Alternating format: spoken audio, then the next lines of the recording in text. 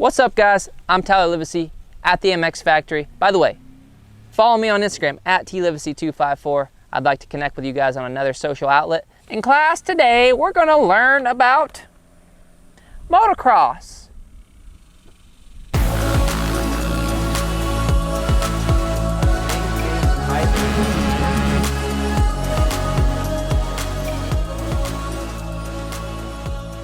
All right, guys, I guess you're wondering why this video is here, and the reason for that is we get so many comments that say, I don't even have a dirt bike, I don't know why I'm watching this, but it's awesome. What that lets me know is that we have a lot of viewers that don't know a whole lot about the sport, don't know the history behind the sport, or don't even really know what it is. It's catching their eye and they end up watching it. So the goal of this video is to educate those people and explain to them what the sport is. Maybe they get interested in it and maybe they start riding. That's the goal here. Get people into the sport safely, make sure we're all becoming better riders. So here we go. We got three things we're gonna talk about. One is kind of the history of the sport. The second is gonna be like the bikes, the evolution of bikes, the differences in bikes. The third is gonna be kind of what the tracks are all about, the starting line, the flag procedures, just some explanation on the track. What is motocross? What is the word motocross and where did it come from? So the answer to that is we have a word called motocyclette. I bet you can't guess that that's French. So French motocyclette put together with cross country. You have motocross, and that's where it came from. Okay, so the first motocross race as we know it, what would be called a time trial at that time, was in 1906 amongst a group of friends. They kind of put these bikes together to kind of just have a little fun. They started getting competitive, and then by 1924 in Great Britain, the first scramble, which is what they call at that time, what we know as race, was put together and organized as an actual event. So when motocross started to really become popular, it was actually at the end of World War II. We had all these motorcycles that were given to the soldiers to use in World War II that weren't needed anymore. So the civilians started buying these bikes up and racing each other with it, which sounds like a fantastic idea to me, but this is what kind of bump-started the evolution of motocross, was actually World War II. Moving forward from that, in 1952, FIM, which is still here today, started the first governing body for motorcycles. So then they started a European Championship Series, so now we went from just kind of having periodic races here and there, or scrambles at that time, to actually having a series. In 1972, we had our first motocross race inside a stadium, and that kicked off what we know today as Supercross racing, and we also have our Outdoor National Series, which we'll get into that as well. So next, we're gonna get into explaining what a motocross bike is. So there's bikes that are 50 cc's, which is the displacement of the motor. Okay, so how big the piston is inside the engine, a lot like cars, you'll have numbers attached to the engines. As that number gets bigger, the bike becomes faster. So quickly, I just wanna explain the difference between two-stroke and four-stroke inside the engine is basically how many times the piston in the combustion process occurs. What you see on TV, when you're watching on TV, there's two different categories. You've got a 250 category, which is a four-stroke, and you have a 450 category, which is also a four-stroke. These two categories used to be known as the 125cc two-stroke and 250cc two-stroke.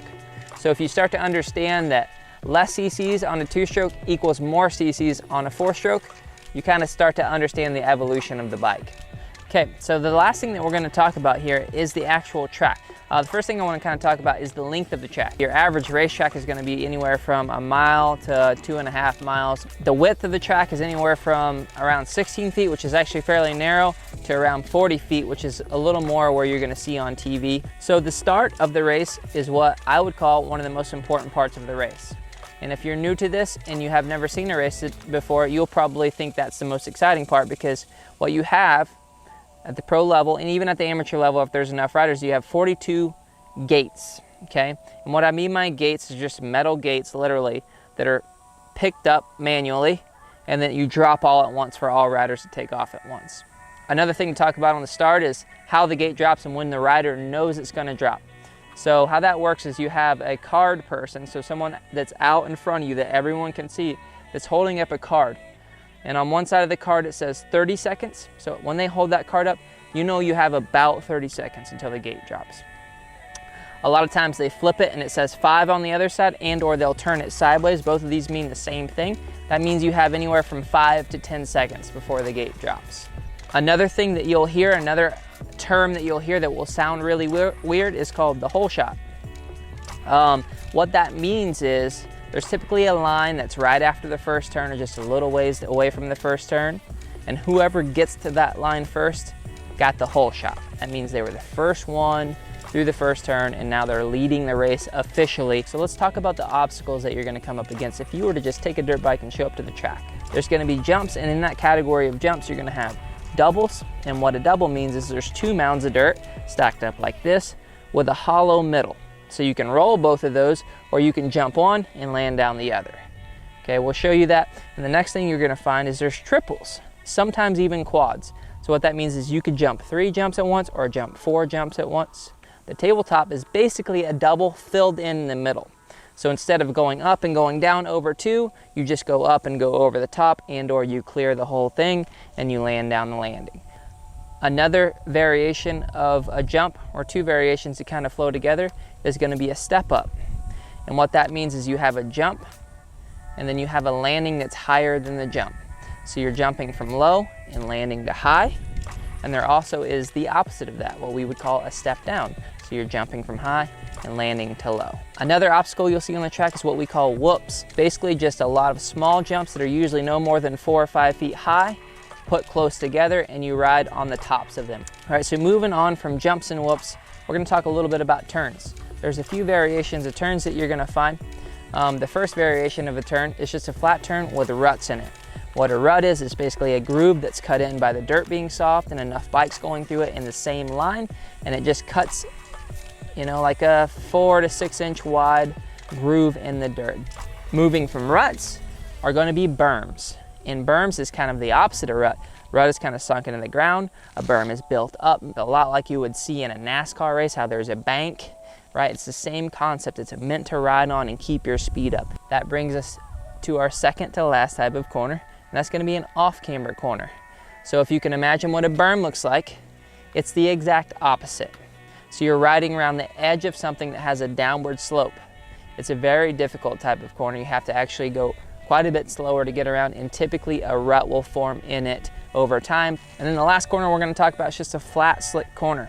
A lot of times this happens when you're riding on clay type dirt that packs in real tight before you can get grooves cut in it, and that if it's dry, it happens quicker and you don't have any moisture in the ground, a lot like what you see out here. It's easier to teach people on this type of dirt because the wheels are affected less by grooves in the dirt. It kind of packs in almost like a concrete type pack. Another thing we'll talk about that you're gonna see on your local motocross track is you're gonna have people standing spaced out throughout the track with flags. Okay, you're gonna have a finish line flagger. That flagger is gonna have a checkered flag, that means the race is over. A white flag, that means you have 1 lap to go. They're gonna have a blue flag, that means you're being lapped and you need to get out of the way. They're gonna have a yellow flag that all flaggers throughout the track are gonna have. That means caution, there's a down rider.